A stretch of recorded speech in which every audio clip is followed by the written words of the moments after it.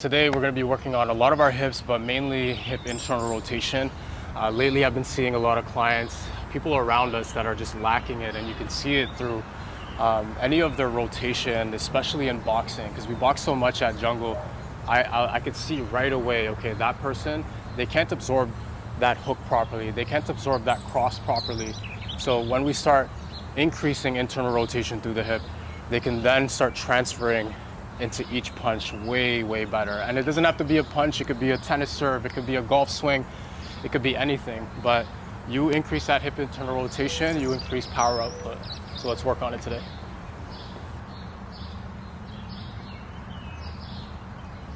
Our first move, we're gonna be using that foam roller on the TFL, which is one of our hip flexors. So the best way to find this is to find your pocket. Okay, so where your pocket would start would be where the TFL is. You keep this leg straight, you start turning this knee in and out, and if you have your fingers on top of it, it'll start popping up against your fingers. And that's where you want to place that foam roller.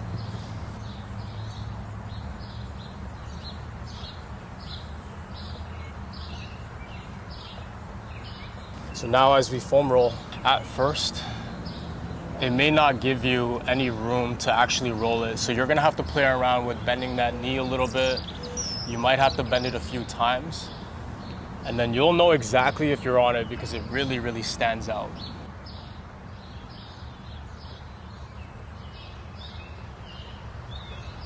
Take some nice deep breaths on these. Just keep going, alternating from bending the knee to turning the top hip back and forth. Feel free to roll up and down an inch.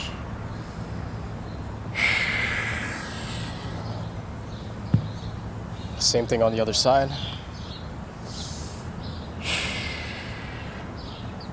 And then once you find it, take some nice deep breaths and rock back and forth.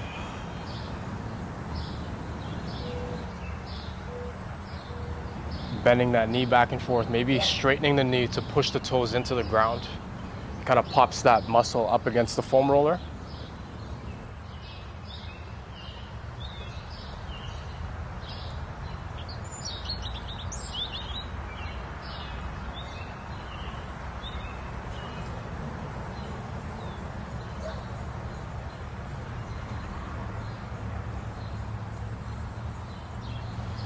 This next one, we're gonna open up the back knee.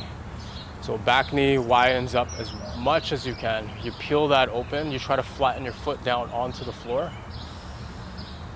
This knee stays on the ground. So sometimes I like to sneak my hand underneath just to make sure that there's this tactile cue pushing my knee into the ground.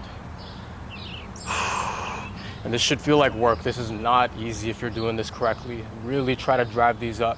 And we do that on both sides.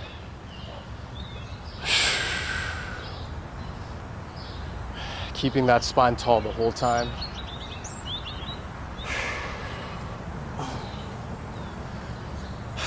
This next one's really tough. So opening up the back knee first, we're gonna connect the back heel to the front heel.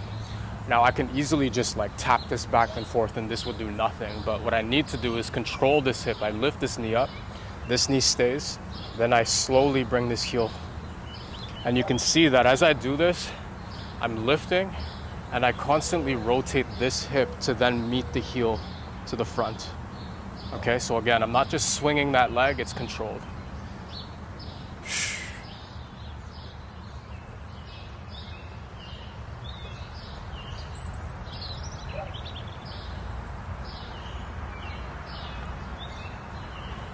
Move off to the other side, same thing. So again, lift the knee, then put the heel together, rotating through the hip the entire time. If I want to challenge myself even more, as I place this down, I'm going to put the knee down first.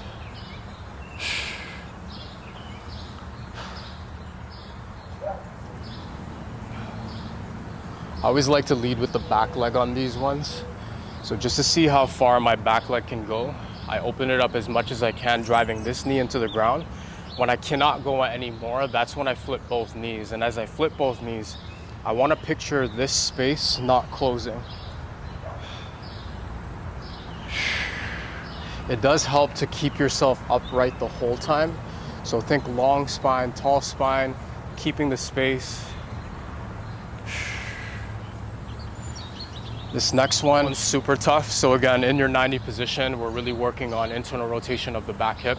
We take this foot off the floor, okay? Ideally, both knees are on the floor stuck. And we're trying to get around 15 to 20 degrees off the floor with this back leg while our spine is tall.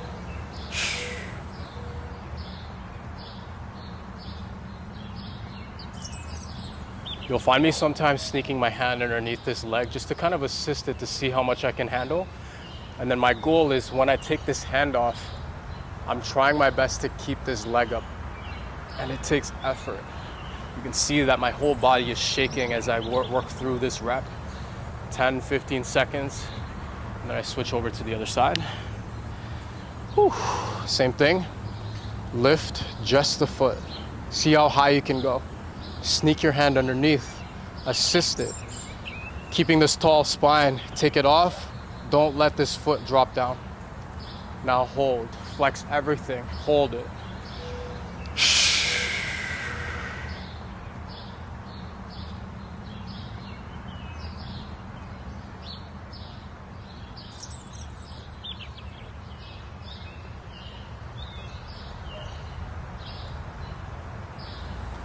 Whew.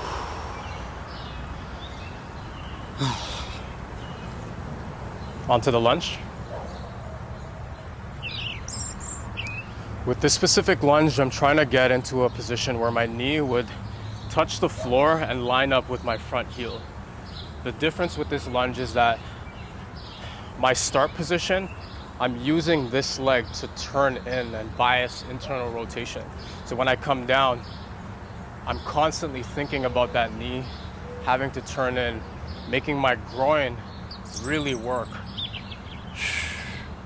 Now, sometimes I like to add a little bit of a reach just to make sure that any of these external forces that I'm adding in, they don't affect what's happening in the back. I can still control everything that's happening with this back leg.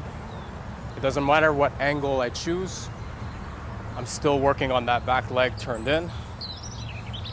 Same thing here. If this is enough though, this is enough. You don't have to reach. You could just take that lunge, making sure that that knee is pointed in. Well, my goal is to make sure that I'm not locking out at the top of these reps.